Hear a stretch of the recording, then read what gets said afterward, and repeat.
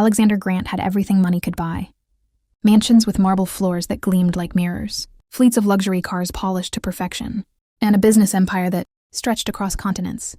But none of it mattered because his youngest son, 7-year-old Daniel, had never taken a single step in his life. Not one.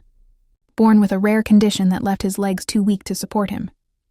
The boy lived his days in a wheelchair, and while the doctor said there was still a small chance, Alexander had lost all hope after years of treatments and specialists who charged fortunes only to shrug in defeat, leaving the cold hallways of hospitals echoing with disappointment. Daniel's mother had passed away when he was 4. And since then, Alexander's heart had hardened. Sealed behind walls of board meetings and investment negotiations, a man who had learned to command the world, yet could not handle the sound of his son quietly crying at night, asking why other children could run, jump, dance, and he could not. The mansion staff changed often. Nannies, therapists, private nurses, none stayed long, either intimidated by Alexander's strictness or overwhelmed by Daniel's emotional silence. But everything changed on a quiet Monday morning when a new maid arrived. A woman named Elena who stepped into the mansion wearing a simple uniform, carrying no fancy degrees, no medical experience, only a calm smile that made Daniel lift his head for the first time in days.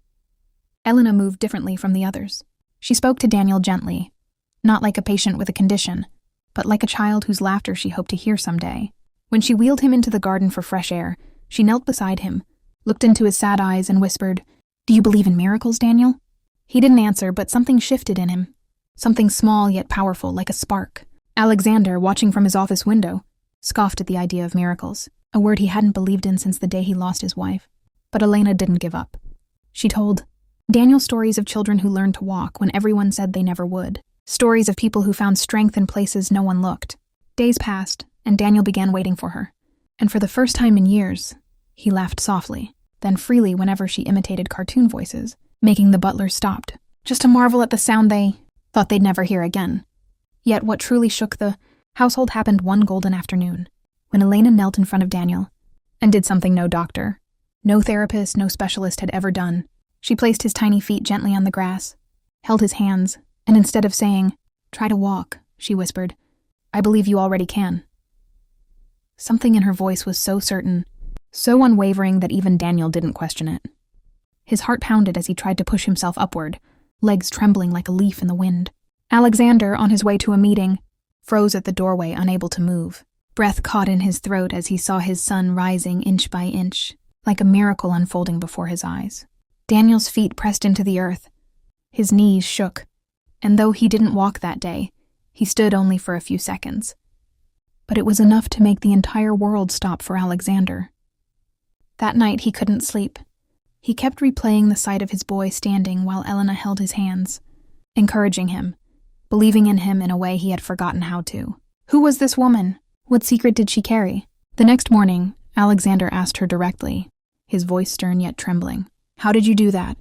"Doctors couldn't. Specialists couldn't. Why did he stand for you?" Elena hesitated, eyes shining with a truth she had kept hidden for years, and finally said, "Because I know what it's like to be told you never will. I was that child once." She lifted her skirt slightly to reveal a long scar. Along her leg, a reminder of a life filled with pain, therapy, and a miracle of her own. Alexander's eyes widened, his mind spinning. She had once been unable to walk too. Daniel, overhearing, felt a surge of hope burn inside him, brighter than anything he had ever felt. From that day on, Elena trained him daily, not with medical instructions, but with faith, imagination, and love. She had him pretend the floor was lava, so he would try to lift his feet. She placed his toys on higher surfaces so he would try to stand. She told him, "Your mother is watching, and she wants to see you run someday." Slowly, Daniel's legs grew stronger, and one evening, as gold sunlight filled the living room, Elena let go of his hand for a moment. Alexander stood by, heart pounding. Daniel took one step, then another, and another. Alexander gasped, hands over his mouth, tears spilling. The boy who had never walked was walking. Small steps, shaky but real. "Daddy, look!" Daniel cried, and Alexander collapsed to his knees, sobbing like a child. Elena stood behind the wheelchair, smiling through tears. Alexander whispered, voice breaking, "It's a miracle, my son, my boy." It was a moment that would change them forever.